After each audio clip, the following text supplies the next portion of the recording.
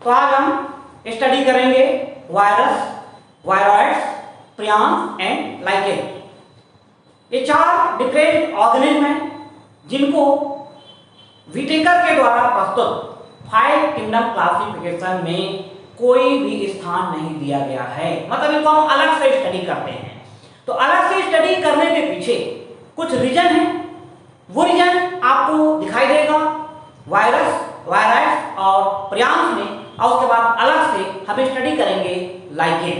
तो सबसे पहले हम ये देखते हैं कि वायरस क्या है। ये वायरस जनरली आप देखेंगे तो वायरस में एक प्रोटीन कोड होता है। वायरस के सराउंडिंग में अपने को मिलेगा ये प्रोटीन कोड। इस प्रोटीन कोड के अंदर में इसका जेनेटिक मटेरियल होता है। मतलब यहाँ पर 2 चीजें हैं, ध्यान रखिए। ये वाला पार्ट क्या हुआ आपका प्रोटीन कोड, और प्रोटीन कोड के अंदर में क्या हो गया जेनेटिक मटेरियल, आइदर डीएनए और आरएनए। मतलब वायरस का जेनेटिक मटेरियल डीएनए अथवा आरएनए होता है, ये ध्यान रखना है। अभी इसको हम डिटेल करेंगे। पहले इसका कॉन्सेप्ट हम समझ जाएं। ये हमने बना दिया क्या आपका ये वायरस, और जो कंप्लीट वायरस होता है, कंप्लीट वायरस बोलने का मतलब जिसमें प्रोटीन कोड भी रहेगा और ये आपका न्यूक्लिक एसिड भी प्रेजेंट होगा। तो कंप्लीट वायरस के लिए जो एग्जैक्ट टर्मिनोलॉजी है वो है आपका विरियॉइड। ठीक है, अभी ध्यान रखना, यहां पर हम एनसीईआरटी की बुक के according word to word explain कर रहे हैं, तो इसलिए बिल्कुल ये लिमिटेड इंफॉर्मेशन आपको दे रहे हैं। बाकी इसका जो डिटेल वीडियो है, वो जो एक्स्ट्रा इंफॉर्मेशन चाहते हैं वो लोग अलग से इस वीडियो को देखेंगे। फिलहाल एनसीईआरटी की बुक के अकॉर्डिंग हम पॉइंट यहां पर कवर कर रहे हैं।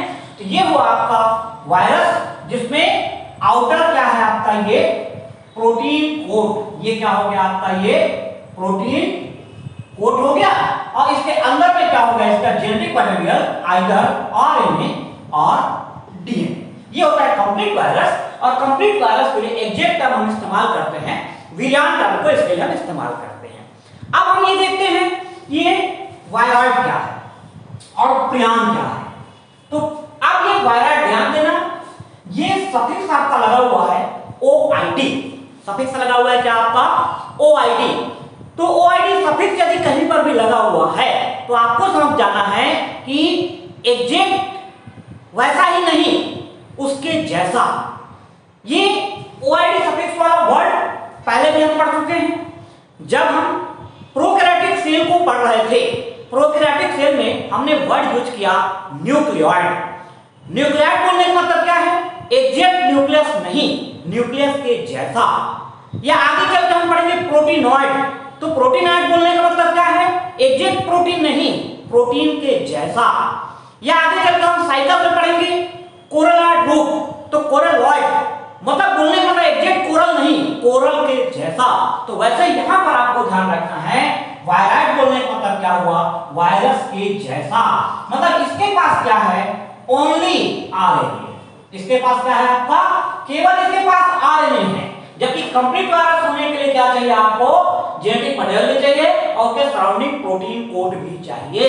तो कुल मिलाकर के वायरॉइड बोलने का मतलब क्या है कि ऐसा मॉलिक्यूल जिसमें केवल जेनेटिक मटेरियल आरएनए का फॉर्म में प्रेजेंट है, इसके सराउंडिंग प्रोटीन कोड नहीं है। दूसरा हम लोग देखेंगे प्रियॉन। तो प्रियॉन में क्या होता है, ये ओनली प्रोटीन कोड है। ये क्या है आपका, ये ओनली प्रोटीन मॉलिक्यूल है। मतलब कुछ ऐसे प्रोटीन मॉलिक्यूल देखे गए जिनमें इंफेक्शन कैपेबिलिटी पाई जाती है, तो उसको आइडेंटिफाई किया गया एज ए प्रियॉन के नाम से उसको जाना गया।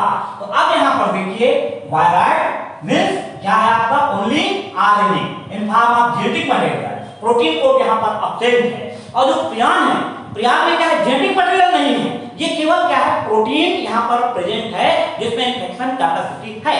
अब यहां पर पॉइंट को आप देखिए, ये हमने दोनों को मिला दिया। अब हम क्या करते हैं, यहां पर दोनों को मिला देते हैं। किस तरीके से दोनों को मिलाएंगे, यहां पर ध्यान देना, ये आपका केवल प्रोटीन है और ये क्या हो गया आपके पास वायरॉइड हो गया।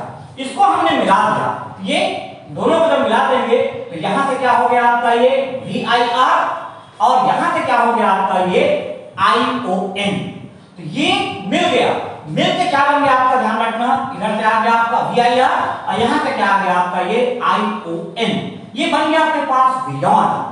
तो विरियन ये हो गया वायरस, मतलब virion term is used for to explain the complete virus, मतलब ऐसा वायरस या ऐसा मॉलिक्यूल जिसमें प्रोटीन कोड भी हो और जेनेटिक मटेरियल भी हो, उसको आप क्या बोलेंगे यहाँ पर वायरस या विरियन के नाम से जानेंगे। ये तीनों के बीच में क्या एसोसिएशन है आपको क्लियर हो जाता है यहाँ पर। Wired means only genetic material, prion means only protein and virus means both. Protein code surrounding रहेगा और आपका उसके सेंटर में क्या रहेगा, जेनेटिक मटेरियल के फॉर्म में आरएनए या डीएनए। तो इस तरीके से ये बन गया आपका यहाँ पर कंप्लीट वायरस बन गया। अब यहाँ पर ये ध्यान देना कि चाहे वायराइड हो या प्रियन हो या वायरस हो, ये जितने भी हम मॉलिक्यूल देख रहे हैं ये एसेलुलर है, मतलब सेल की डेफिनेशन को ये फॉलो नहीं कर रहे हैं या नॉन सेलुलर है ये, ठीक है। मतलब नॉर्मली हम बोलते भी हैं वायरस को अपन किसमें कंसीडर करते हैं, linker between non living and living, मतलब निर्जीव और सजीव के बीच संयोजक कड़ी के रूप में स्टडी करते हैं हम वायरस को यहाँ पर स्टडी करते हैं। अभी इसका हम डिटेल करेंगे। तो यहाँ पर ये सेलुलर स्ट्रक्चर नहीं है, जबकि आपने जो 5 किंगडम क्लासिफिकेशन देखा, 5 किंगडम क्लासिफिकेशन में पहले पॉइंट आपका आता है कि ऑर्गेनाइजेशन और स्ट्रक्चर ऑफ सेल, मतलब सेल के फॉर्म में अपने को स्ट्रक्चर दिखाई दे रहा है, प्रोकैरियोटिक सेल है कि यूकैरियोटिक सेल है। तो वायरस क्या है, नाइदर प्रोकैरियोटिक नॉर यूकैरियोटिक, मतलब ये एसेलुलर स्ट्रक्चर है। इसलिए प्रियन, वायराइड और वायरस को 5 किंगडम क्लासिफिकेशन में कहीं पर भी नहीं रखा गया है। इसको हम अलग से स्टडी करते हैं क्योंकि ये सेलुलर स्ट्रक्चर को रिप्रेजेंट नहीं करता है। तो इसका डिटेल आगे चल करके हम लोग पढ़ेंगे। और अभी हम थोड़ा समझते हैं लाइकेन क्या है। लाइकेन को भी 5 किंगडम क्लासिफिकेशन में कहीं पे भी स्थान नहीं दिया गया है। तो आइए थोड़ा हम समझते हैं लाइकेन क्या है। इसका डिटेल आगे चल करके आपको क्लियर किया जाएगा नेक्स्ट वीडियो में। उसके पहले आप देख लीजिए यहाँ पर लाइकेन। अब लाइकेन का आपको बहुत सिंपल वे में देखिए, ये हो गया आपका lichen. Lichen is the symbiotic association in between algae and fungi, मतलब एल्गी और फंजाई के बीच में क्या है आपका ये सहजीवी संबंध है।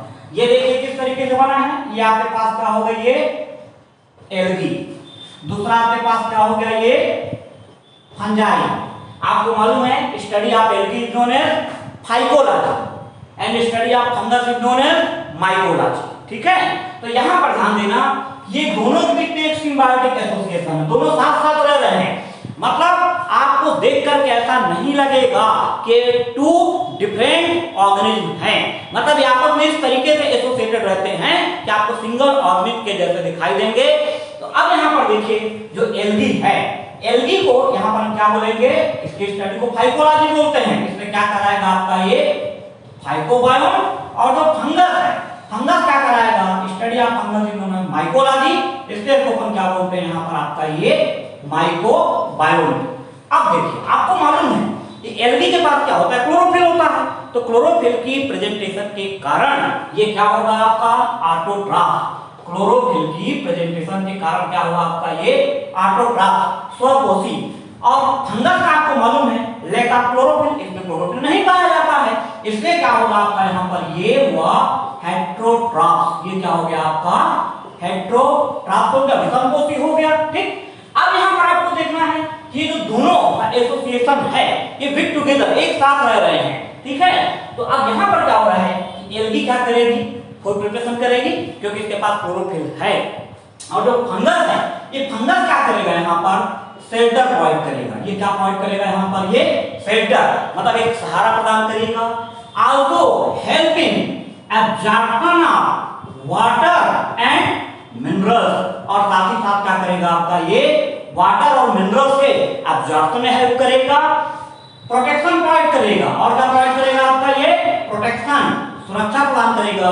And also help in reproduction, और किसमें हेल्प करेगा आपको ये रिप्रोडक्शन में हेल्प करेगा।